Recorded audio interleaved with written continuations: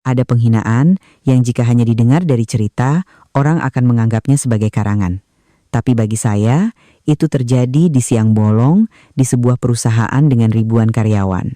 Hari itu, saya dipaksa berlutut oleh ibu mertua saya sendiri, seorang direktur wanita yang berkuasa, di tengah lobi perusahaan selama 3 jam di hadapan ratusan pasang mata yang asing. Bukan karena saya mencuri, bukan karena saya melanggar aturan, tapi hanya karena beliau ingin menunjukkan siapa penguasa dan siapa bawahan. Beliau tertawa sangat keras, suara tawanya menggema penuh kepuasan, seolah sedang menikmati setiap detiknya. Saya menunduk menahan malu, tapi beliau tidak tahu, tepat saat lutut saya menyentuh lantai marmer yang dingin itu, sebuah panggilan telah dilakukan, sebuah perintah telah diaktifkan. Dan 30 menit kemudian, orang yang sedang berdiri di puncak kekuasaan itu akan jatuh terhempas ke dasar dengan cara yang tak pernah dibayangkan siapapun. Kisah ini bukan hanya tentang mertua dan menantu. Ini adalah kisah tentang karma, tentang kesabaran yang ada batasnya, dan tentang momen ketika seorang wanita yang tampak paling lemah justru menjadi orang yang memegang nasib hidup dan mati orang yang telah menghinanya. Dan semua itu hanya dimulai dari satu kali berlutut. Pagi itu, langit kelabu seolah ada beban berat yang menekan hati. Saya berdiri di depan gedung perusahaan, menatap jajaran jendela kaca yang memantulkan sinar matahari pucat. Tiba-tiba, rasa dingin yang tak bisa dijelaskan menyelimuti hati saya. Ini adalah tempat saya bekerja selama 2 tahun terakhir. Tempat di mana setiap hari saya melangkah masuk dengan harapan kecil, bahwa dengan sedikit lagi usaha, sedikit lagi kesabaran, segalanya akan baik-baik saja. Tapi saya tidak menyangka, justru di tempat inilah saya harus menelan penghinaan terbesar dalam hidup saya. Lobi perusahaan di pagi hari begitu ramai. Suara sepatu hak tinggi beradu dengan lantai marmer. Suara mesin absensi berbunyi teratur. Suara sapaan antar karyawan terdengar riuh. Semua orang sibuk dengan pekerjaan mereka, dengan rencana, kontrak, dan target. Sementara saya, dengan kemeja yang sedikit usang, memeluk setumpuk dokumen, melangkah lebih lambat dari biasanya.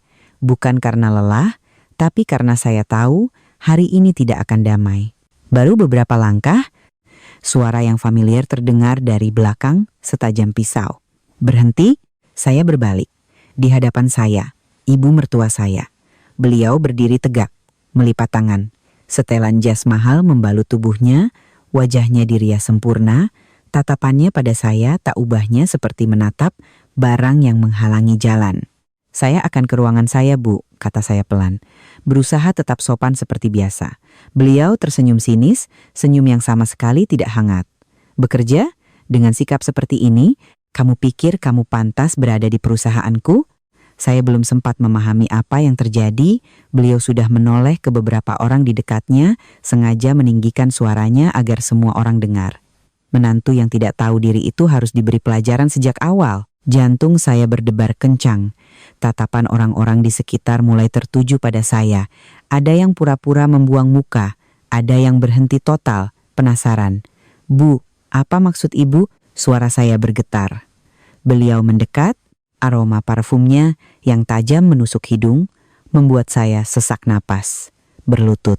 2 kata itu terdengar singkat, dingin, tidak memberiku jalan keluar.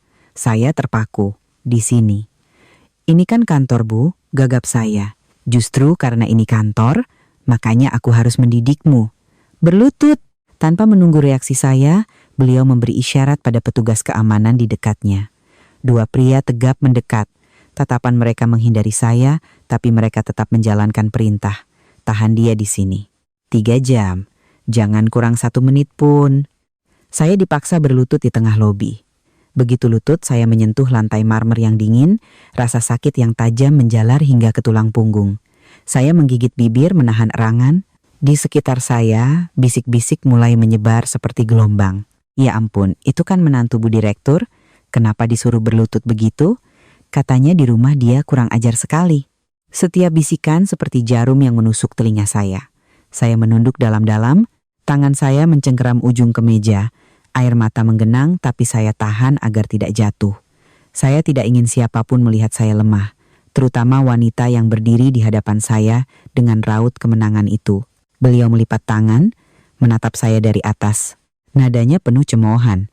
Ingat baik-baik perasaan ini. Biar nanti kamu tahu di keluarga ini siapa yang berkuasa. Selesai berkata, beliau berbalik pergi. Suara sepatu hak tingginya terdengar tegas, meninggalkan saya yang berlutut sendirian di tengah lobi yang ramai. Waktu berjalan begitu lambat. 10 menit, 20 menit. Lutut saya mulai mati rasa, punggung saya pegal, keringat dingin membasahi tengkuk. Tapi di saat itu, di tengah penghinaan dan rasa sakit, saya justru merasa anehnya begitu tenang. Saya mengangkat kepala, menatap punggung ibu mertua yang menghilang di dalam lift. Di kepala saya hanya ada satu pikiran. Tertawalah, 3 jam ini akan menjadi harga terakhir yang harus kau bayar. Saya diam-diam memasukkan tangan ke saku, menyentuh ponsel. Layarnya gelap, tapi saya tahu sekali saja ia menyala, segalanya akan mulai berbalik. Waktu berjalan begitu lambat, hingga saya bisa mendengar detak jantung saya sendiri. Lobi perusahaan terang benderang, AC terasa dingin, tapi keringat terus mengalir di punggung saya. Lutut saya mulai sakit luar biasa. Dari rasa dingin yang menusuk, berubah menjadi mati rasa, lalu nyeri berdenyut seolah ratusan jarum menusuk bersamaan. Orang-orang yang lewat semakin banyak. Ada yang berjalan cepat, menunduk pura-pura tidak lihat. Ada yang melambat, melirik saya, lalu berbisik pada temannya. Ada juga tatapan penasaran yang telanjang. Sama sekali tidak menyembunyikan rasa senang melihat orang lain dihina. Saya samar-samar mendengar. Itu menantu Bu Direktur. Katanya menikah karena harta, sekarang diberi pelajaran biar kapok. Setiap kalimat seperti tamparan tak terlihat yang mendarat telak di harga diri saya. Saya menggigit bibir, kuku saya menancap di telapak tangan hingga berdarah. Saya ingin berdiri, ingin berteriak bahwa saya tidak melakukan kesalahan apapun, bahwa saya juga manusia yang punya harga diri. Tapi saya tahu, jika saya berdiri sekarang, saya akan kehilangan segalanya. Saya teringat hari pertama saya melangkahkan kaki ke rumah itu. Hari saya menjadi menantu. Ibu mertua menatap saya dari atas ke bawah, tatapannya sedingin es, seolah sedang menilai barang murah di pasar. Beliau bertanya saya lulusan mana, orang tua saya kerja apa, punya sawah berapa hektar. Ketika mendengar orang tua saya hanya buruh biasa di desa, beliau hanya bergumam, "Oh," lalu diam sepanjang makan malam. Sejak hari itu, saya paham posisi saya di matanya. Saya tidak boleh banyak bicara, tidak boleh membantah, tidak boleh sedih, dan yang terpenting, tidak boleh mengangkat kepala. Suara sepatu hak tinggi berhenti di depan saya, menarik saya kembali ke kenyataan. Saya mendongak.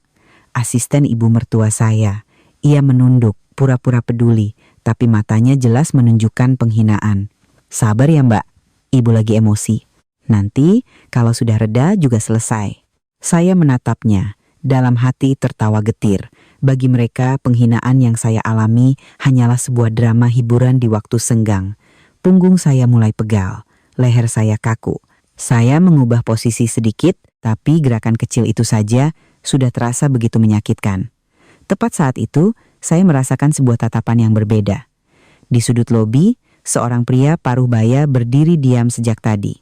Beliau tidak tertawa, tidak berbisik, hanya mengamati saya dalam diam. Ketika mata kami bertemu, beliau sedikit mengerutkan dahi, seolah sedang mencoba mengingat sesuatu yang penting. Jantung saya berdebar.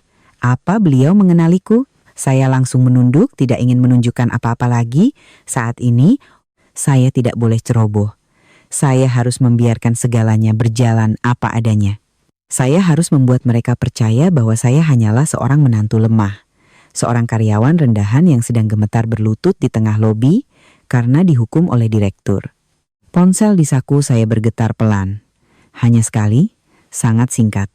Saya tidak melihatnya, tapi saya tahu siapa itu. Satu-satunya orang yang saya atur getaran khususnya. Satu-satunya orang yang mengerti jika saya tidak langsung mengangkat telepon, artinya rencana telah dimulai. Saya menarik napas dalam-dalam, mencoba menjaga napas tetap teratur. Lutut saya begitu sakit hingga saya tidak bisa merasakannya lagi, tapi di dalam hati saya justru semakin tenang. Ketenangan yang menakutkan, seperti laut yang datar sebelum badai besar. Saya mendengar suara ibu mertua dari kejauhan, penuh kemenangan. Biarkan dia berlutut biar tahu diri. Di perusahaan ini perkataanku adalah hukum. Saya tersenyum tipis. Hukum? Sebentar lagi akan ada yang menunjukkan padanya apa itu hukum yang sebenarnya. 3 jam berlutut ini hanyalah pembukaan. Ketika jam dinding di lobi menunjukkan tepat pukul 9 pagi, saya sudah berlutut selama hampir 40 menit. Angka yang tidak terasa lama bagi yang melihat, tapi bagi saya yang menahannya detik demi detik, terasa seperti seumur hidup. Lutut saya sudah tidak terasa lagi, hanya ada nyeri yang menjalar ke pinggang dan menarik setiap ruas tulang punggung. Lobi perusahaan mulai sepi.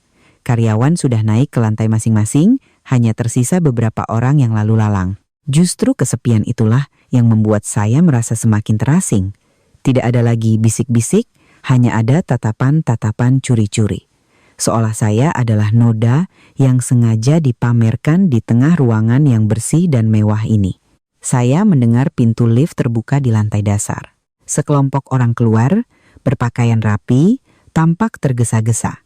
Di antara mereka ada seorang pria berambut ubanan, posturnya tinggi kurus, wajahnya serius. Begitu melihat saya berlutut di tengah lobi, ia tertegun, hanya sedetik. Tapi saya bisa melihat keterkejutan di matanya. Ia menoleh dan bertanya pelan pada orang di sampingnya. "Ada apa ini?" Orang itu berbisik, "Menantu Bu Direktur sedang dihukum." Pria itu tidak berkata apa-apa lagi, tapi langkahnya melambat. Matanya menatap saya lebih lama dari yang seharusnya. Saya menunduk, menghindari tatapannya, tapi di dalam hati ada perasaan aneh. Orang-orang yang mengerti situasi sudah mulai melihat kejanggalan. Ponsel saya bergetar lagi. Kali ini lebih lama. Saya tahu tidak bisa menunda lagi. Saya menunduk sedikit, berpura-pura kelelahan, lalu dengan cepat menempelkan ponsel ke telinga, tersembunyi di balik rambut saya. "Saya," bisik saya. Di seberang sana, suara seorang pria terdengar dalam dan tegas. "Sudah cukup konfirmasinya." "Sudah." Beliau ada di dalam perusahaan, di posisi yang tepat. Hening sejenak. "Anda yakin?" Suaranya merendah, lebih serius. "Jika klausul ini diaktifkan, tidak ada jalan untuk kembali." Saya menatap lantai marmer yang dingin di bawah lutut saya. Di kepala saya, terbayang wajah ibu mertua yang melipat tangan, senyum menghina di bibirnya, dan kalimat yang selalu ia ucapkan, "Kamu tidak punya hak." Saya menjawab pelan, "Saya yakin." Di seberang sana hening beberapa detik. Baik, 30 menit lagi Dewan Komisaris akan berkumpul lengkap. Panggilan berakhir. Saya menyimpan kembali ponsel. Jantung saya berdebar kencang, tapi napas saya tetap teratur. Saya tahu roda telah berputar. Dan sekali berputar, tak ada yang bisa menghentikannya. Di lantai atas, pintu ruang direktur terbuka. Ibu mertua saya keluar, berjalan ke pagar pembatas dan menatap ke bawah. Matanya bertemu dengan mata saya dan bibirnya kembali tersenyum penuh kemenangan. Beliau berkata dengan suara keras, tanpa mikrofon tapi menggema di seluruh ruangan. "Tambah 1 jam lagi hukumannya. Biar lain kali dia tidak berani pasang muka masam padaku." Beberapa karyawan di dekatnya menunduk. "Baik Bu," tak ada yang berani membantah. Di mata mereka, beliaulah pemegang kuasa mutlak di sini. Direktur wanita yang membangun kerajaan ini dari nol. Seseorang yang hanya dengan mengerutkan dahi saja sudah bisa membuat satu divisi gemetar. Tak ada yang tahu, di basement gedung, mobil-mobil hitam mulai berdatangan. Tak ada yang tahu, panggilan-panggilan telepon lain sedang dilakukan tanpa henti. Dan yang paling penting, tak ada yang tahu, jabatan direktur yang begitu ia banggakan, usianya kini tinggal hitungan menit. Saya mengangkat kepala sedikit, menatapnya. Mata kami bertemu lagi. Kali ini saya tidak langsung menunduk. Hanya sedetik, tapi cukup untuk membuatnya sedikit tertegun. Beliau mengerutkan dahi, seolah merasakan ada yang tidak beres, tapi dengan cepat kembali ke sikap arogannya. Beliau berbalik dan masuk ke ruangannya. Saya menunduk lagi, menyembunyikan senyum yang sangat tipis di sudut bibir saya. 30 menit. Cukup 30 menit lagi, semua yang ada di tempat ini akan berganti pemilik. Saya tidak tahu sudah berapa lama saya berlutut. Yang saya tahu, rasa sakit di lutut saya tidak lagi terasa jelas. Ia berubah menjadi rasa berat dan kebas, seolah kaki ini bukan lagi milik saya, Anehnya, hati saya justru menjadi sangat tenang. Ketenangan seseorang yang telah menerima apapun yang akan terjadi selanjutnya, entah itu surga atau neraka. Sekitar pukul 10 pagi, lobi perusahaan tiba-tiba menjadi ramai secara tidak wajar. Bukan keramaian karyawan yang datang terlambat, melainkan keramaian yang teratur, sunyi, dan serius. Pria-pria parubaya berjas gelap mulai berdatangan. Mereka tidak bergerombol, tidak berbicara keras. Hanya diam-diam berjalan menuju lift khusus yang mengarah ke ruang rapat dewan. Beberapa dari mereka berhenti, menatap saya yang berlutut di tengah lobi. Tatapan mereka menunjukkan keterkejutan, lalu dengan cepat berubah menjadi serius dan sulit ditebak. Seseorang bertanya pada petugas keamanan, "Ada apa ini?" Petugas itu menjawab dengan gugup, "Urusan internal perusahaan, Pak." Pria itu tidak bertanya lagi, hanya mengangguk lalu pergi. Tapi saat itu juga, saya bisa melihat dengan jelas ketidaknyamanan di wajah petugas keamanan itu. Mungkin ia sendiri mulai sadar, ini bukan lagi sekadar hukuman untuk menantu. Di lantai atas, pintu ruang direktur terbuka lagi. Ibu mertua saya keluar, tapi langkahnya tidak lagi setegas sebelumnya. Beliau bersandar di pagar pembatas, menatap ke lobi, matanya menyapu wajah-wajah asing yang terus berdatangan. Beliau mengerutkan dahi. "Siapa mereka?" Tanyanya pada asistennya, suaranya tidak lagi percaya diri. Asistennya melihat ke arah yang ditunjuk. Tampak bingung. "Sepertinya para pemegang saham, Bu." "Pemegang saham?" Beliau mengerutkan dahi. Hari ini tidak ada jadwal rapat. Asistennya membuka buku agenda dengan cepat, suaranya tercekat. "Iya, Bu, di jadwal saya juga tidak ada. Tapi mereka semua punya akses ke ruang rapat Dewan Komisaris." Keheningan yang berat menyelimuti mereka. Saya masih berlutut, menunduk, tapi setiap kata, setiap langkah saya dengar dengan jelas. Saya tahu, roda itu telah mencapai tikungan pertamanya. Ibu mertua saya terdiam beberapa detik, lalu berdeham, mencoba mengembalikan wibawanya. Tidak apa-apa, mungkin rapat mendadak. Beliau kembali menatap saya.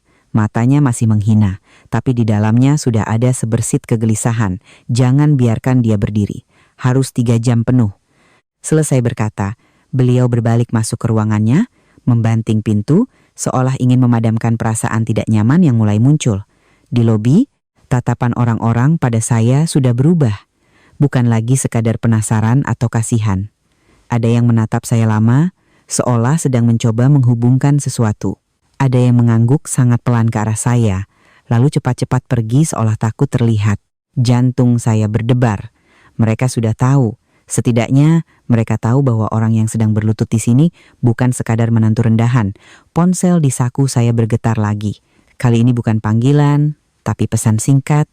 Hanya beberapa kata, "Dewan sudah lengkap." Dimulai dalam 5 menit. Saya memejamkan mata sejenak, menarik napas dalam-dalam.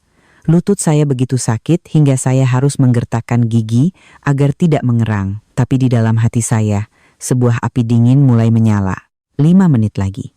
5 menit lagi, wanita yang duduk di ruang direktur itu akan tahu bagaimana rasanya ditarik paksa dari kursi kekuasaan yang selalu ia banggakan.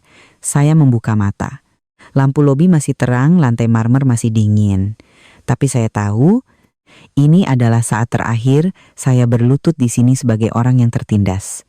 Dari atas, bel ruang rapat Dewan Komisaris berbunyi. Suara yang singkat tapi tajam, seperti ketukan palu yang menentukan nasib. Ibu mertua saya di ruangannya pasti juga mendengarnya. Dan untuk pertama kalinya, beliau mulai merasa takut. Begitu bel ruang rapat berhenti berbunyi, seluruh lantai atas seolah ditelan keheningan yang aneh. Tak ada lagi tawa, tak ada lagi langkah kaki tergesa-gesa. Pintu-pintu kaca tebal tertutup, memisahkan dunia di dalamnya dari lobi perusahaan yang terang di bawah. Tempat saya masih berlutut, tampak pasrah di mata semua orang. Ibu mertua saya duduk di posisi biasanya, kursi utama di ujung meja rapat yang panjang. Ia meletakkan tas tangannya, merapikan kerah jasnya dengan gerakan perlahan yang penuh wibawa. Wajahnya tidak menunjukkan kecemasan sedikit pun. Sebaliknya, bibirnya sedikit tersenyum, seolah rapat mendadak ini hanyalah gangguan kecil dalam jadwalnya yang padat. "Rapat hari ini sepertinya sangat lengkap, ya?" katanya sambil tersenyum, nadanya ringan tapi menyiratkan sindiran. Tak ada yang langsung menjawab. Pria-pria paruh baya di kedua sisi meja hanya mengangguk kecil, saling bertukar pandang secara diam-diam. Udara di ruangan itu begitu berat hingga suara lembaran kertas yang dibalik terdengar jelas. Ibu mertua saya sedikit mengerutkan dahi. Ia terbiasa menjadi pusat perhatian, terbiasa bahwa satu kalimatnya akan langsung disambut. Keheningan ini membuatnya tidak nyaman, tapi ia dengan cepat menutupinya dengan senyum yang lebih lebar. Baiklah, jika sudah berkumpul, kita mulai saja. Perusahaan saya masih punya banyak pekerjaan yang harus diselesaikan. Seorang pria di ujung meja berdeham. Ia berdiri, suaranya dalam dan pelan. Setiap katanya terdengar penuh pertimbangan. Hari ini, Dewan Komisaris mengadakan rapat darurat untuk meninjau kembali struktur kepemimpinan perusahaan. Senyum di bibir ibu mertua saya membeku sesaat, lalu kembali seperti semula. Struktur kepemimpinan, tawanya. Apa ada masalah? Selama bertahun-tahun ini, perusahaan berjalan sangat baik di bawah pimpinan saya. Pria itu tidak membantah. Ia hanya menunduk, membuka sebuah map tebal, dan mendorongnya perlahan ke tengah meja. Sebelum masuk ke agenda utama, kami ingin mengonfirmasi satu hal.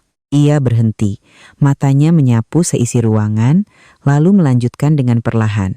Apakah orang yang sedang berlutut di lobi saat ini adalah menantu Anda? Seluruh ruangan seolah membeku. Ibu mertua saya tertegun sekejap. Tapi kemudian ia tertawa terbahak-bahak. Suaranya menggema di ruangan yang sunyi. Itu hanya urusan keluarga, tidak ada hubungannya dengan rapat. Sedikit pelajaran untuk mendidik menantu, apa perlu dibahas? Beberapa orang di ruangan itu mengerutkan dahi. Tak ada yang ikut tertawa. Pria itu menatap lurus ke arahnya, tatapannya serius.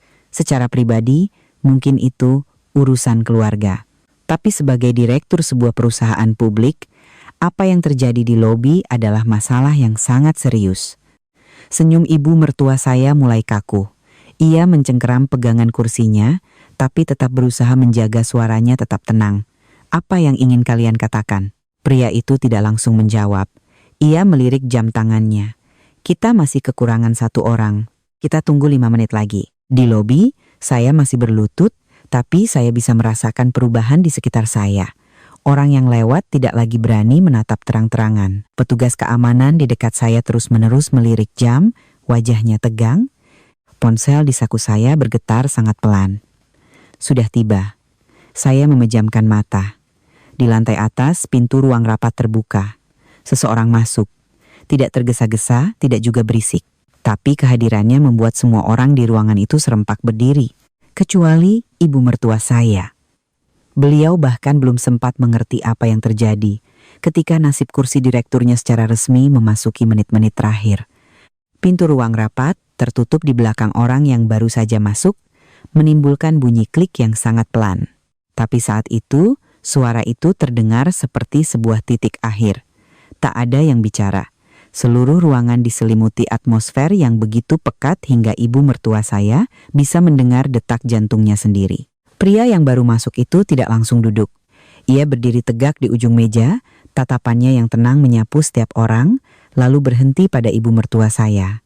Hanya sedetik, tapi tatapan itu membuatnya tiba-tiba merasa tidak nyaman, seolah seseorang baru saja merobek jubah kekuasaan yang selama ini ia kenakan.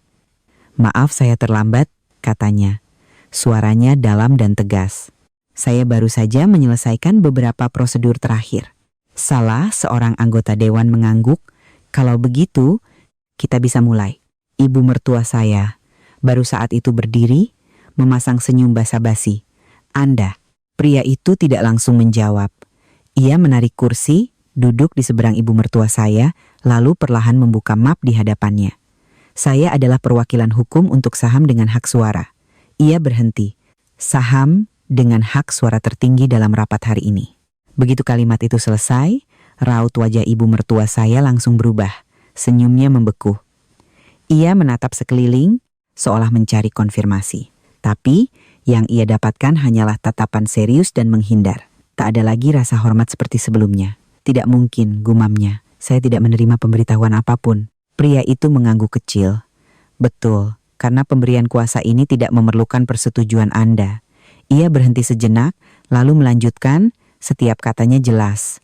Pemilik saham tersebut telah memberikan seluruh hak pengambilan keputusannya kepada saya. Seluruh ruangan hening. Anggota dewan yang lain angkat bicara. Suaranya dalam. Sebelum melanjutkan, kami akan mengumumkan identitas pemegang saham istimewa ini. Ibu mertua saya mencengkeram tangannya begitu erat hingga buku-buku jarinya memutih. Ia mencoba tetap tenang, tapi matanya mulai gelisah. Pria di ujung meja berdiri. Ia menatap lurus ke arah ibu mertua saya, lalu menoleh ke semua orang dan berkata dengan lantang. Pemegang saham yang memegang kendali dalam rapat hari ini memiliki nama keluarga yang sama dengan Anda, Bu. Bisik-bisik pelan terdengar, dan juga orang yang... Ia berhenti. Matanya perlahan menunjuk ke arah lobi di bawah, sedang berlutut di lantai dasar selama hampir 2 jam terakhir. Ibu mertua saya melompat berdiri. "Tidak mungkin," teriaknya. "Dia hanya menantuku, seorang anak desa yang tidak punya apa-apa." Pria itu menjawab dengan tenang. "Itu yang Anda pikirkan, Bu. Tapi di atas kertas, secara hukum, orang yang baru saja Anda sebut tidak punya apa-apa, itu justru yang memegang nasib kursi direktur Anda di tangannya."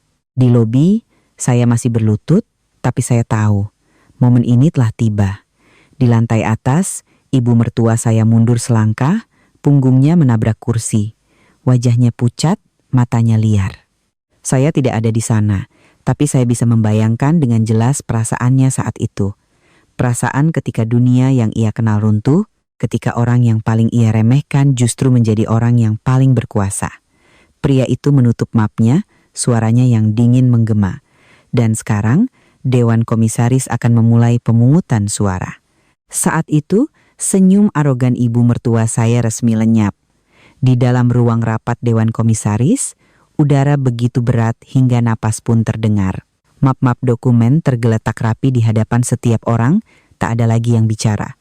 Semua mata tertuju pada ibu mertua saya, orang yang beberapa menit lalu masih duduk di puncak, yakin tak ada yang bisa menggoyahkan kekuasaannya. "Kita mulai pemungutan suara," kata pimpinan rapat, suaranya datar, tanpa emosi. Satu persatu tangan terangkat, tidak cepat, tidak terburu-buru, tapi tegas. Ibu mertua saya berdiri kaku, menatap mereka satu persatu, matanya panik. Ada yang pernah menjadi orang kepercayaannya, ada yang pernah menjilat, pernah membungkuk, pernah berjanji setia, tapi sekarang tak seorang pun yang menatapnya kembali. Jumlah suara abstain, 0. Keheningan yang mematikan menyelimuti ruangan. Pimpinan rapat menurunkan tangannya, suaranya terdengar jelas dan dingin. Dengan suara mayoritas mutlak, Dewan Komisaris memutuskan untuk memberhentikan ibu dari jabatan direktur eksekutif. Kalimat itu seperti palu godam yang menghantam kepala ibu mertua saya. "Tidak, tidak mungkin," katanya. Suaranya tercekat. "Kalian tidak bisa melakukan ini padaku." Pria perwakilan saham menatapnya lurus. Keputusan ini berlaku efektif saat ini juga. Beliau terhuyung mundur, tangannya berpegangan pada kursi. Wajahnya yang dirias rapi kini pucat pasi. Semua arogansi yang ia bangun selama bertahun-tahun runtuh dalam sekejap. Satu hal lagi, lanjut pimpinan rapat, mengenai tindakan penyalahgunaan wewenang dan penghinaan terhadap karyawan di tempat umum. Ibu mertua saya langsung menoleh. "Itu urusan keluargaku, tidak ada hubungannya dengan perusahaan." Pria itu menggeleng. "Tidak, orang yang dihina adalah pemegang saham utama perusahaan ini dan juga orang yang memiliki hak penuh untuk menentukan langkah selanjutnya." Di lobi perusahaan, saya mendengar suara langkah kaki yang tergesa-gesa dari lift khusus. Tanpa perlu melihat, saya tahu apa yang sedang terjadi. Suasana di sekitar saya berubah drastis. Petugas keamanan tidak lagi berdiri dengan angkuh. Tatapan mereka mulai gelisah dan canggung. Seorang pria berjas hitam berjalan cepat ke arah saya, membungkuk sangat rendah. "Permisi Bu, rapat sudah selesai. Silakan berdiri." 2 kata, "silakan berdiri" terdengar begitu pelan, tapi bagi saya terasa seberat seumur hidup. Saya meletakkan kedua tangan di lantai, mencoba bangkit. Lutut saya yang sakit luar biasa membuat saya nyaris terjatuh, tapi seseorang dengan sigap menahan saya. Saya berdiri tegak. Untuk pertama kalinya setelah hampir 2 jam, saya berdiri dengan kedua kaki saya sendiri. Seluruh lobi hening. Orang-orang yang tadi menatap saya dengan kasihan dan hinaan, kini semua menunduk. Tak ada yang berani bicara, tak ada yang berani menatap lurus ke mata saya. Pintu lift terbuka. Ibu mertua saya melangkah keluar. Tak ada lagi wibawa, tak ada lagi langkah percaya diri. Beliau melihat saya berdiri di sana, tegak, tidak lagi menunduk. Beliau terpana. Matanya gemetar, campur aduk antara marah, bingung, dan takut. Saya menatapnya lama, lalu berkata dengan suara tenang yang dingin. 3 jam berlutut saya, sudah saya jalani, seluruh lobi menahan napas. Saya melangkah maju, sangat perlahan, sangat mantap.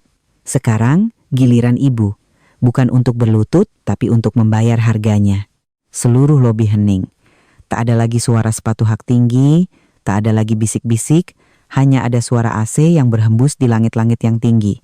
Saya berdiri berhadapan dengan ibu mertua saya. Jarak kami hanya beberapa langkah, tapi terasa seperti ada jurang yang dalam di antara kami. Seorang pria berjas hitam melangkah ke tengah lobi. Ia memegang sebuah map, wajahnya serius, suaranya terdengar jelas tanpa perlu mikrofon. Mewakili Dewan Komisaris, saya akan mengumumkan keputusan resmi. Ibu mertua saya langsung menoleh, bibirnya terkatup rapat, matanya memancarkan sisa-sisa kemarahan terakhir. Tidak perlu diperbesar seperti ini. Ini urusan internal keluarga saya. Pria itu tidak menatapnya, hanya dengan tenang melanjutkan. Ibu diberhentikan dari seluruh jabatan manajerial dan eksekutif. Berlaku efektif saat ini juga. Suara oh pelan terdengar dari kerumunan. Ada yang menutup mulut, ada yang terbelalak. Tak ada yang menyangka wanita yang pernah berada di puncak itu bisa jatuh secepat ini. Ibu mertua saya terhuyung. Kalian tidak bisa melakukan ini padaku. Suaranya bergetar. Perusahaan ini aku yang membangun. Kali ini saya yang angkat bicara. Suara saya tidak keras, tapi jelas. Betul, tapi ibu tidak lagi punya hak untuk berdiri di atasnya. Semua mata tertuju pada saya. Pria berjas itu melanjutkan. Berdasarkan tindakan penyalahgunaan wewenang yang berdampak serius pada citra perusahaan, Dewan Komisaris memutuskan untuk memindahkan ibu ke bagian kebersihan selama menunggu proses pertanggungjawaban selanjutnya. Begitu kalimat itu selesai, seluruh lobi seolah mati suri. Kebersihan. 2 kata itu terdengar lebih berat dari makian apapun. Ibu mertua saya membelalakan matanya, menatap pria di hadapannya, lalu beralih pada saya. Tak percaya. Kamu berani, suaranya tercekat. Aku ini ibu mertuamu. Saya menatap lurus ke matanya, tidak menghindar, tidak gemetar. 3 jam yang lalu, di tempat ini, ibu juga tidak menganggap saya sebagai menantu. Ibu hanya menganggap saya sebagai bawahan. Saya melangkah maju. Hanya 1 langkah, tapi cukup untuk membuatnya refleks mundur. Kalau begitu, sekarang silakan ibu juga belajar untuk tahu diri. Seorang staf personalia maju, dengan perlahan meletakkan seragam berwarna abu-abu pucat di depan ibu mertua saya. Seragam petugas kebersihan. Gerakan yang sangat pelan, tapi terasa seperti tamparan telak pada harga dirinya. Tangan ibu mertua saya gemetar.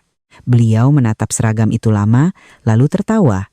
Tawa yang tidak lagi mengandung kemenangan, hanya ada kepahitan yang pilu. Hebat, bisiknya. Kamu memang lebih hebat dari yang kusangka. Saya tidak menjawab. Karena saya tahu, ini bukan akhir.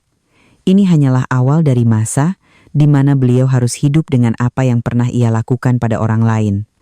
Di sekitar kami, semua orang menunduk. Tak ada yang berani tertawa, tak ada yang berani bergosip. Karena mereka tahu betul, kekuasaan bisa berganti dalam sekejap, dan karma bisa datang lebih cepat dari yang dibayangkan. Saya berbalik dan berjalan melintasi lobi yang luas. Kali ini, tak ada lagi yang menatap saya dengan kasihan. Yang ada hanya rasa hormat dan ketakutan yang tersembunyi. Keesokan paginya, lobi perusahaan masih terang seperti biasa. Lantai marmer masih mengilap, lift masih naik turun, setelan-setelan jas masih berlalu lalang dengan ritme yang akrab.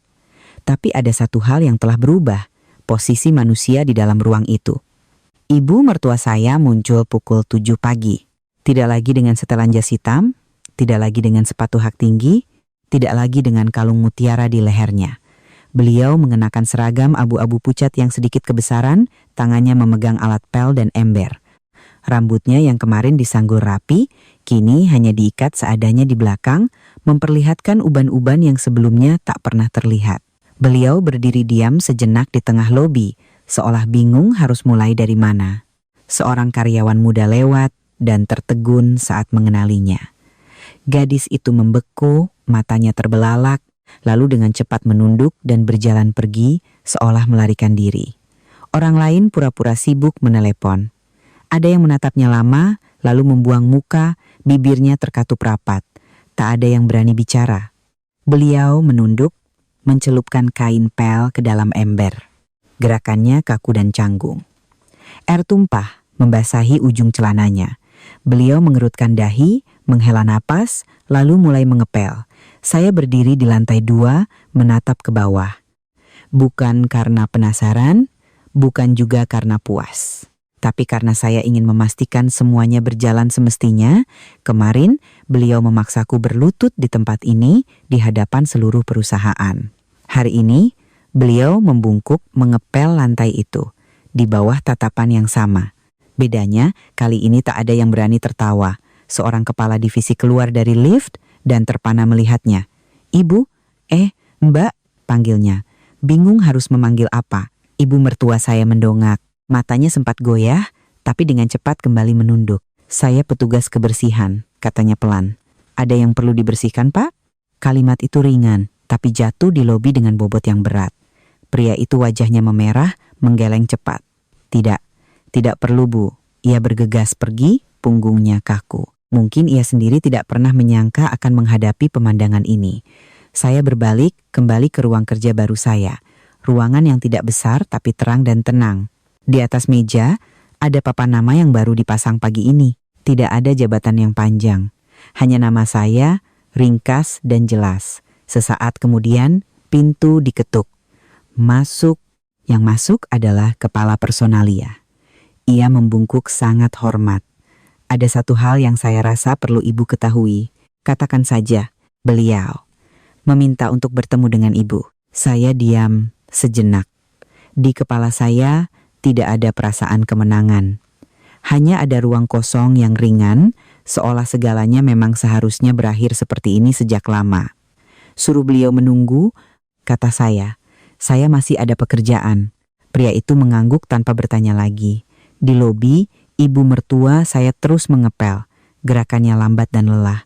Sesekali beliau berhenti, memegangi lututnya, tepat di tempat saya berlutut kemarin.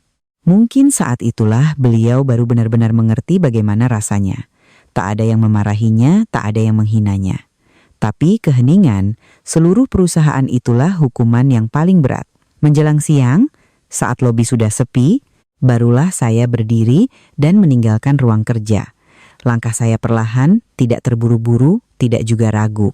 Di koridor yang panjang, sinar matahari menembus jendela-jendela besar, menciptakan bayangan saya yang panjang dan lurus di lantai yang dingin. Ruang tamu kecil terletak di ujung koridor. Saya mendorong pintu dan masuk. Ibu mertua saya sudah duduk di sana. Beliau duduk tegak di sofa. Kedua tangannya diletakkan rapi di pangkuan.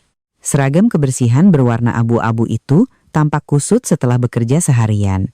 Ketika mendengar pintu terbuka, beliau mendongak. Mata kami bertemu. Tidak ada lagi amarah, tidak ada lagi penghinaan. Yang tersisa hanyalah kelelahan yang sangat dalam. Saya menutup pintu. Bunyi klik yang pelan cukup untuk memisahkan kami dari dunia luar. Di ruangan yang sunyi itu, hanya ada saya dan beliau. Tanpa sebutan, tanpa jabatan, tanpa ada pihak yang lebih tinggi. "Anda sudah datang?" kata saya lebih dulu. Dengan nada datar, beliau mengangguk, bibirnya terkatup rapat. Cukup lama, barulah beliau bersuara. "Saya tidak pernah menyangka akan duduk berbicara denganmu seperti ini." Saya menarik kursi, duduk di hadapannya, menjaga jarak. Saya juga, keheningan kembali menyelimuti kami. Beliau menatap kedua tangannya, tangan yang pernah menandatangani kontrak miliaran rupiah, kini masih menyisakan bau pembersih lantai. Beliau mengepalkannya, seolah mencoba menggenggam sesuatu yang telah lepas. 3 jam kemarin, katanya sangat pelan. "Saya tidak berpikir kamu akan sanggup menahannya." Saya menatap lurus ke arahnya. "Saya tidak sanggup. Saya hanya tidak punya pilihan." Beliau memejamkan mata, menghela napas panjang yang berat. Dulu saya berpikir, suaranya bergetar, asalkan saya lebih kuat, lebih tinggi, maka saya tidak akan pernah kalah. Saya diam. Saya kalah bukan karena kamu lebih hebat, lanjutnya. Saya kalah karena saya telah meremehkanmu. Kalimat itu bukan permintaan maaf. Tapi bagi orang seperti beliau, itu mungkin adalah pengakuan terbesar yang bisa ia ucapkan. Beliau mendongak menatap saya, matanya merah tapi tidak menangis. Bisakah kamu mengembalikan saya ke posisi saya yang dulu? Cukup dengan satu kalimat darimu. Saya menatapnya lama, lalu menggeleng. Saya tidak mengambil apapun dari ibu. Saya hanya mengembalikan ibu ke posisi yang ibu pilih sendiri. Beliau tersenyum tipis, senyum yang pahit. Saya mengerti. Beliau berdiri. Punggungnya sedikit membungkuk. Tak ada lagi postur seorang direktur yang membuat seluruh perusahaan menahan napas. Sebelum keluar, beliau berhenti. Satu hal, beliau berbalik, saya belum pernah meminta maaf padamu. Saya menatapnya tanpa menjawab. Beliau mengangguk seolah mengerti. Baiklah, itu sudah cukup. Pintu tertutup di belakangnya. Saya duduk sendirian di ruangan yang sunyi itu. Hati saya tidak merasa puas, tidak juga sakit. Hanya ada perasaan yang sangat jelas. Ada hubungan yang tidak berakhir dengan pengampunan, tapi berakhir dengan kembalinya setiap orang ke posisinya masing-masing. Malam itu saya pulang terlambat, apartemen masih terang, tapi suasananya begitu berat.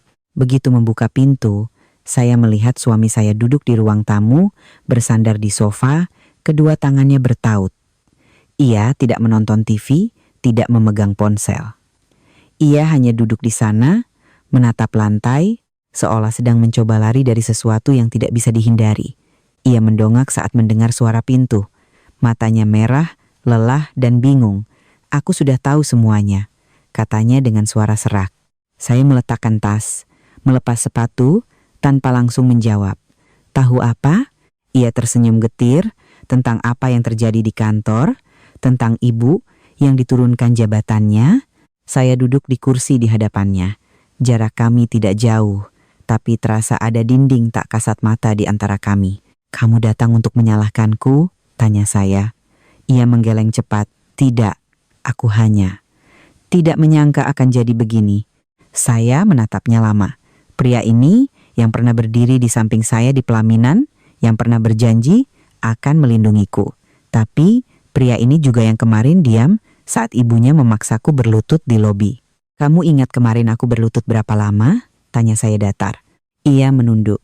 Aku tahu aku salah. Kamu tahu sejak kapan? Sejak aku berdiri? Atau sejak ibumu kehilangan jabatannya? Pertanyaan saya membuatnya terdiam. Ia membuka mulut, lalu menutupnya lagi, tak bisa menjawab. Selama 2 tahun menjadi menantu, lanjut saya, aku menunggu kamu bersuara. Cukup 1 kali saja. Tapi kamu tidak pernah melakukannya. Ia menutupi wajahnya dengan kedua tangan. Aku terjepit di tengah-tengah Rin. Di satu sisi ada ibu, di sisi lain ada kamu. Aku tidak tahu harus bagaimana. Saya tersenyum tipis. Bukan sinis, hanya sedih. Tidak melakukan apa-apa juga sebuah pilihan, dan kamu telah memilihnya. Di luar balkon, kota mulai menyala. Cahaya lampu masuk ke ruang tamu, menyoroti wajahnya. Wajah seorang pria yang baru pertama kali sadar bahwa keheningannya telah menghancurkan segalanya. Ibu, ingin bertemu denganmu, katanya pelan. Kata beliau, hanya kamu yang bisa menolongnya. Saya berdiri, aku sudah menemuinya. Ia mendongak, terkejut. Lalu, apa yang kamu katakan? Aku tidak mengatakan apa-apa. Aku hanya tidak menolongnya. Ia menatap saya, matanya penuh pergulatan. Apa kamu membencinya? Saya berpikir sejenak. Dulu iya, tapi sekarang tidak. Saya berhenti, karena aku sadar yang paling patut disalahkan bukan hanya beliau. Ia terlonjak. Saya menatap lurus ke matanya, untuk pertama kali tanpa menghindar. Tapi juga kamu, dan aku yang dulu. Saya mengambil tas, berjalan menuju kamar tidur. Aku butuh waktu, kamu juga. Ia berdiri, memanggil saya. Lalu, kita ini masih suami istri? Saya berhenti di ambang pintu, tidak menoleh. Itu tergantung, apakah kamu akan berani berdiri, atau akan terus menjadi penonton seperti sebelumnya. Pintu kamar tertutup. Malam itu kami tidur di bawah satu atap, tapi untuk pertama kalinya kami tidak lagi berjalan ke arah yang sama. Akhir pekan, saya pulang ke rumah mertua. Bukan karena ingin, tapi karena saya tahu, jika tidak, masalah ini tidak akan pernah selesai. Meja makan sudah disiapkan, hidangannya lebih mewah dari biasanya. Ikan bakar, sayur lodeh, ayam goreng, makanan favorit ibu mertua saya saat ada tamu. Tapi hari ini beliau tidak di dapur. Beliau duduk di ujung meja, punggungnya sedikit membungkuk, wajahnya tirus, pakaian yang ia kenakan bukan lagi seragam kebersihan, bukan juga setelan jas mewah. Hanya daster sederhana yang sudah usang. Saya baru sadar, beliau menua begitu cepat hanya dalam beberapa hari. Kami semua duduk, tapi tak ada yang menyentuh makanan. Ayah mertua saya berdeham, masalah sudah sampai sejauh ini, tidak ada yang menginginkannya. Beliau menatap saya, matanya campur aduk antara menyalahkan dan memohon. Bagaimanapun, kamu ini menantu di rumah ini. Kenapa tidak memikirkan keluarga? Belum sempat saya menjawab, ibu mertua sudah angkat bicara. Suaranya serak, tidak lagi tajam. Ibu tidak menyalahkanmu. Ibu hanya menyalahkan diri sendiri karena sudah keterlaluan. Seluruh meja hening. Saya menatapnya. Untuk pertama kalinya, saya tidak melihat kekuasaan di matanya, hanya ada kelelahan seorang wanita yang baru saja kehilangan segalanya. Tapi beliau berhenti. Meskipun begitu, kamu tidak seharusnya mendorong ibu sampai sejauh ini. Saya meletakkan sendok. 3 jam saya berlutut di kantor. Apa ada satu orang pun di rumah ini yang memikirkan saya? Tidak ada yang menjawab. Suami saya duduk di samping saya, tangannya terkepal erat, tapi tetap diam. Keheningan yang akrab, keheningan yang mendorong saya sampai hari ini. Saya tidak mendorong siapapun, kata saya perlahan. Saya hanya tidak mau lagi diam di tempat. Adik ipar saya tiba-tiba menangis. Mbak Rina, ibu sudah menderita. Tolong maafkan ibu. Saya menatapnya, suara saya melembut. Jika hari itu aku tidak berdiri, hari ini yang menderita adalah aku.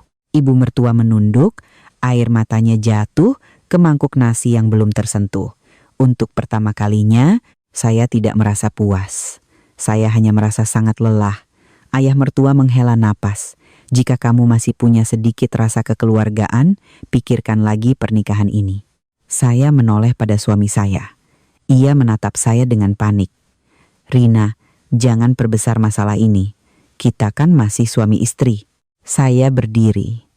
Justru karena kita suami istri, makanya aku tidak bisa terus hidup dalam keheninganmu. Saya menunduk pada kedua mertua saya. Saya permisi. Sebelum saya melangkah keluar, ibu mertua memanggil saya. Jika ibu minta maaf, apa kamu bisa menganggap tidak terjadi apa-apa?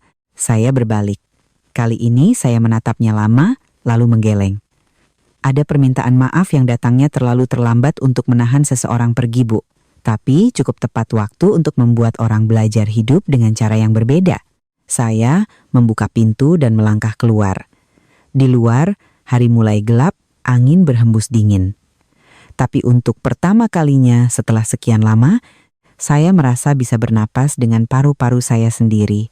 Pernikahan ini sudah saatnya mendapat jawaban yang jelas. Keesokan paginya, saya bangun sangat awal. Apartemen masih sunyi. Suami saya tidur di sofa ruang tamu, semalaman tidak masuk ke kamar. Cahaya pagi yang pucat menembus tirai, menyinari wajahnya, membuatnya tampak lebih lelah dari sebelumnya. Saya menatapnya sejenak, lalu berbalik, tidak membangunkannya. Di atas meja makan, saya meletakkan selembar kertas putih. Bukan surat, bukan pesan panjang.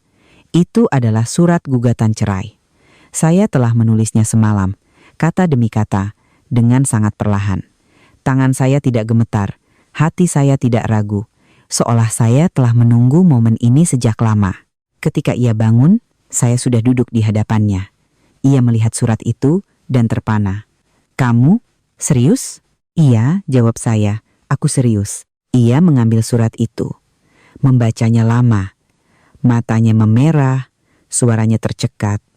Hanya karena masalah ibu, kita tidak bisa mencoba lagi. Saya menatapnya. Jika hanya karena ibumu, tidak akan sampai sejauh ini. Saya menarik napas dalam-dalam. Aku pergi, bukan karena aku benci. Aku pergi karena aku tidak lagi percaya kamu akan membelaku saat aku membutuhkan. Ia menggebrak meja. Aku sudah minta maaf. Aku juga menderita. Saya mengangguk. Aku tahu, tapi penderitaanmu datang dari kehilangan. Penderitaanku datang dari diabaikan. Kalimat itu membuatnya bungkam. Ia duduk, kedua tangannya menutupi kepala. Lalu kamu mau aku bagaimana? Memutuskan hubungan dengan ibuku? Saya menggeleng. Aku tidak pernah memintamu memilih. Aku hanya butuh kamu bersuara. Tapi kamu tidak pernah melakukannya. Keheningan yang panjang. Akhirnya, ia meletakkan surat itu. Jika kamu sudah menandatanganinya, kita tidak akan bisa kembali lagi. Saya menatap lurus ke matanya. Aku tahu. Saya mengambil pulpen dan menandatangani nama saya. Goresannya rapi, tidak goyah. Ia menatap tanda tangan itu lama, seolah itu baru saja menutup pintu terakhir dalam hidupnya. Setetes air mata jatuh ke atas kertas, sedikit memburamkan tinta, tapi tanda tangan itu tetap jelas. Dulu kupikir, katanya pelan, cukup dengan kamu bersabar sedikit lagi. Saya berdiri. Aku sudah cukup bersabar. Saya mengambil tas, tidak membawa banyak barang. Saya tidak perlu membawa masa lalu, saya hanya perlu membawa diri saya sendiri. Sebelum saya keluar, ia memanggil saya. Jika suatu hari nanti aku belajar untuk berdiri, apa kamu akan menyesal? Saya menoleh, tersenyum sangat tipis. Jika kamu bisa berdiri, yang paling bahagia adalah dirimu sendiri, bukan aku. Pintu tertutup. Kali ini, tak ada yang menangis, tak ada yang menahan. Hanya ada seorang wanita yang melangkah keluar dari pernikahannya dengan kepala tegak. Dan seorang pria yang tertinggal untuk pertama kalinya mengerti bahwa keheningan tidak bisa mempertahankan siapapun. Setelah menandatangani surat itu, hidup saya tidak seramai yang dibayangkan orang. Tidak ada pesta, tidak ada perasaan menang, hanya ada pagi yang sangat sunyi saat saya bangun di apartemen sewaan yang baru. Sinar matahari menerobos jendela kecil, cukup terang untuk membuat saya melihat segalanya dengan jelas.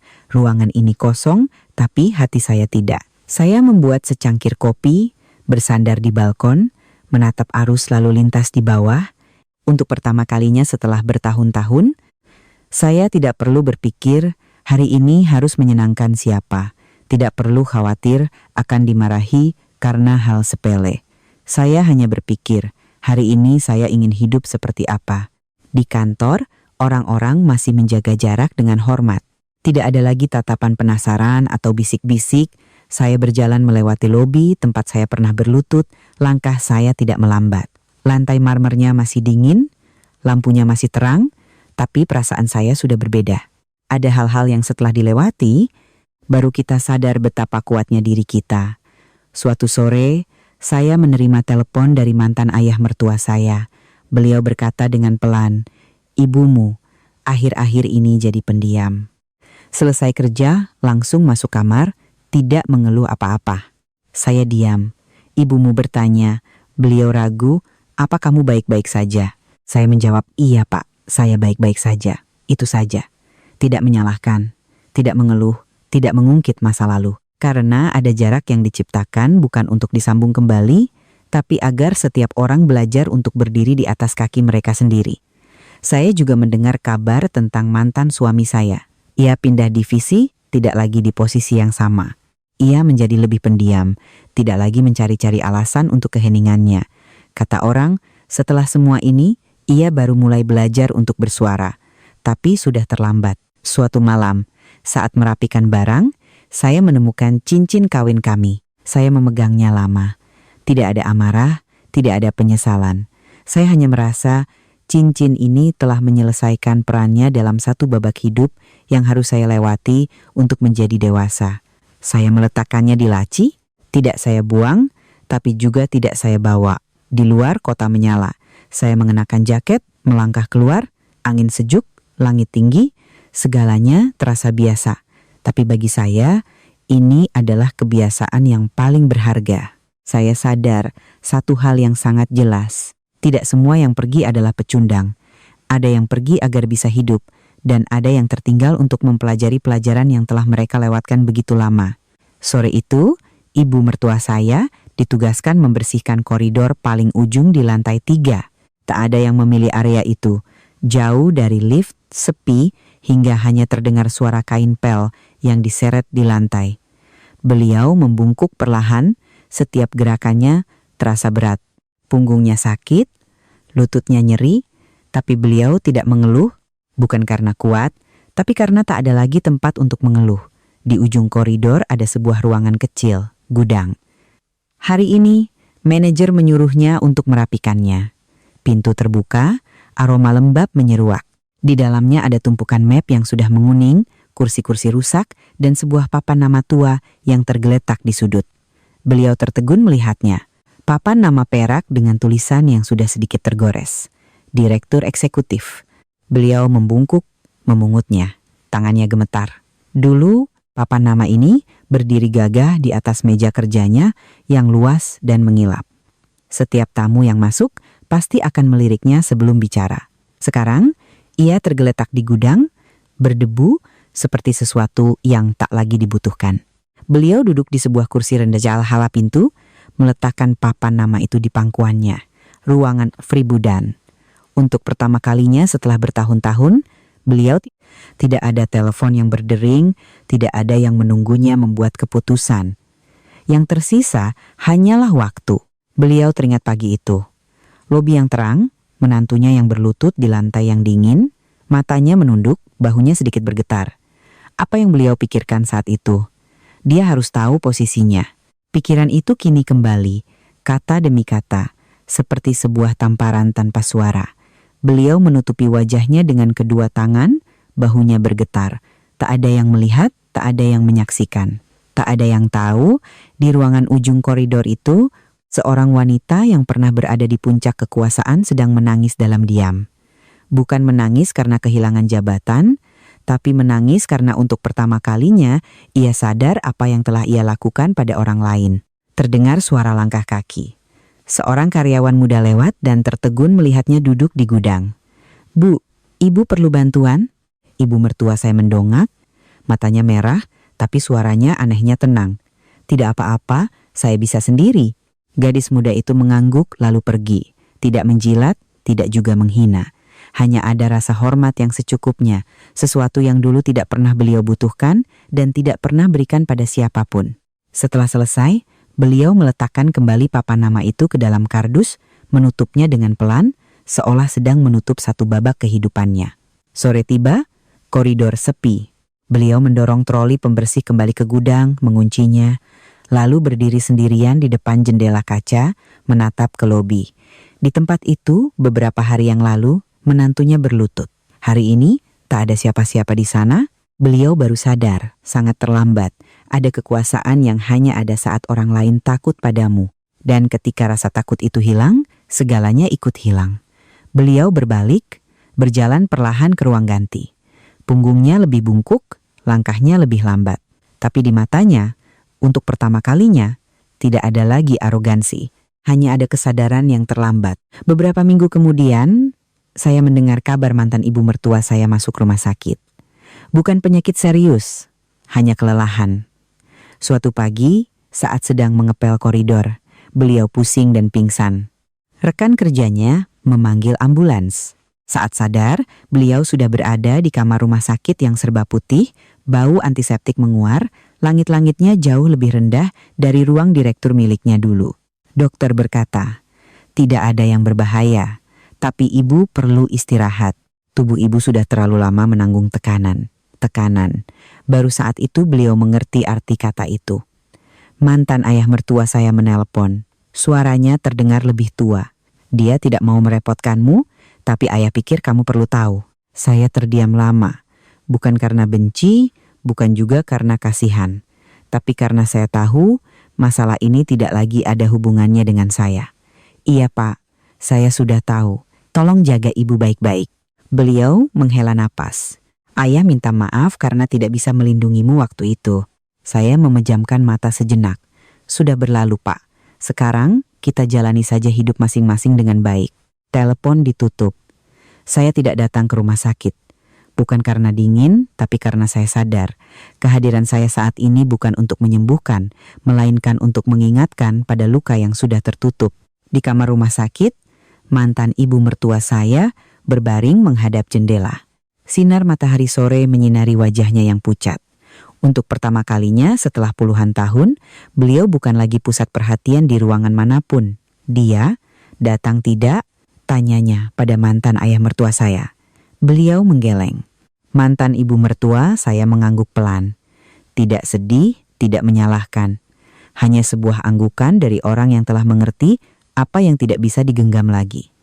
Dulu ibu pikir, katanya sangat pelan, asalkan ibu keras, ibu tidak akan pernah sendirian. Beliau tersenyum, senyum yang sangat tipis. Ternyata, pada akhirnya hanya tinggal ibu sendiri. Setelah keluar dari rumah sakit, beliau tidak kembali bekerja. Beliau mengajukan pensiun dini. Uang pensiunnya cukup untuk hidup sehari-hari. Beliau kembali ke rumah lamanya, memasak sendiri, membersihkan sendiri, mengurus hal-hal kecil yang dulu ia anggap remeh. Suatu hari, beliau duduk lama sekali di depan meja makan, menatap 2 mangkuk nasi, lalu menyimpan kembali 1 mangkuk. Cukup 1. Di tempat lain di kota ini, saya memulai hidup baru, tidak gemerlap, tidak hingar-bingar, hanya benar. Saya bekerja, malam hari membaca buku, akhir pekan jalan-jalan. Saya belajar merawat diri sendiri, sesuatu yang dulu selalu saya kesampingkan demi menyenangkan orang lain. Suatu kali, saya kebetulan lewat di depan lobi kantor lama. Lobi masih terang, lantai masih dingin. Tapi di dalam diri saya, semua kenangan telah mengendap seperti air setelah hujan. Saya berdiri sejenak, lalu berbalik pergi. Tak ada yang tahu dan tak perlu ada yang tahu. Mantan suami saya sesekali mengirim pesan, tidak meminta kembali. Hanya bercerita bahwa ia sedang belajar untuk berkata tidak, belajar untuk membela apa yang benar, meskipun terlambat. Saya membacanya, lalu mendoakannya agar damai. Itu sudah cukup. Suatu sore di akhir tahun, saya duduk di dekat jendela, melihat matahari terbenam. Kota menyala, orang-orang bergegas. Semua orang menjalani hidupnya masing-masing. Ada yang membayar harga, ada yang memulai kembali, ada yang mempelajari pelajaran yang sangat terlambat. Saya tiba-tiba mengerti satu hal yang sangat sederhana. Tidak semua yang bertahan itu mulia, dan tidak semua yang pergi itu egois. Ada yang pergi untuk mempertahankan sisa kemanusiaannya. Ada yang tertinggal untuk membayar semua utang yang telah mereka tabur. Mantan ibu mertua, saya akhirnya mempelajari pelajarannya melalui kesendirian. Mantan suami saya mempelajari pelajarannya melalui kehilangan. Dan saya belajar bahwa tak seorang pun berhak memaksamu berlutut jika kamu tidak mengizinkannya. Cerita ini tidak punya pemenang mutlak. Hanya ada orang-orang yang telah tersadar dengan cara mereka masing-masing. Dan saya melangkah maju. Tanpa dendam, tanpa penyesalan, tanpa menoleh ke belakang. Pelajaran yang dapat diambil dari cerita ini, hidup tidak selamanya mengajarkan kita melalui kejadian besar. Terkadang, pelajaran itu datang dengan sangat sunyi, tapi cukup menyakitkan untuk mengubah seluruh diri kita. Dalam cerita ini, tidak ada yang sepenuhnya jahat, tidak juga ada yang sepenuhnya benar. Hanya ada orang-orang yang terbiasa berdiri di tempat tinggi, hingga lupa cara menunduk. Dan orang-orang yang terbiasa menunduk terlalu lama, hingga lupa bahwa mereka juga punya hak untuk berdiri tegak. Ibu mertua dalam cerita ini harus membayar harga atas kesombongan dan sikapnya yang meremehkan orang lain. Suami harus membayar harga atas keheningan dan sikapnya yang lari dari tanggung jawab. Dan sang menantu, setelah semuanya, akhirnya mengerti satu hal yang sangat penting. Kesabaran tidak membuatmu lebih mulia, ia hanya membuat orang lain berpikir mereka punya hak untuk menyakitimu. Ada hubungan yang tidak bisa diselamatkan dengan pengorbanan sepihak. Ada permintaan maaf yang datangnya terlalu terlambat untuk menyambung kembali, tapi cukup tepat waktu untuk membuat setiap orang belajar menjadi lebih baik di kemudian hari. Dan ada sebuah kebenaran yang sangat nyata, pergi tidak selamanya berarti menyerah. Terkadang, itu adalah satu-satunya cara untuk menyelamatkan harga diri dan sisa kemanusiaan di dalam diri. Jika Anda telah menyimak hingga akhir, jika Anda pernah merasakan diri Anda ada di dalam cerita ini, entah sebagai menantu, istri, atau sekadar seseorang yang pernah terlalu banyak bersabar, semoga cerita hari ini dapat menyentuh hati Anda. Silakan tekan suka untuk mendukung kanal kami. Tinggalkan komentar untuk berbagi pemikiran atau cerita Anda sendiri. Bagikan video ini kepada mereka yang mungkin membutuhkan sebuah cerita untuk direnungkan. Dan jangan lupa berlangganan kanal agar setiap hari kita bisa bersama-sama menyimak kisah-kisah kehidupan yang lambat, mendalam, dan penuh makna. Terima kasih telah menyimak hingga akhir. Semoga Anda selalu cukup bijak untuk menjadi diri sendiri dan cukup damai untuk melangkah maju.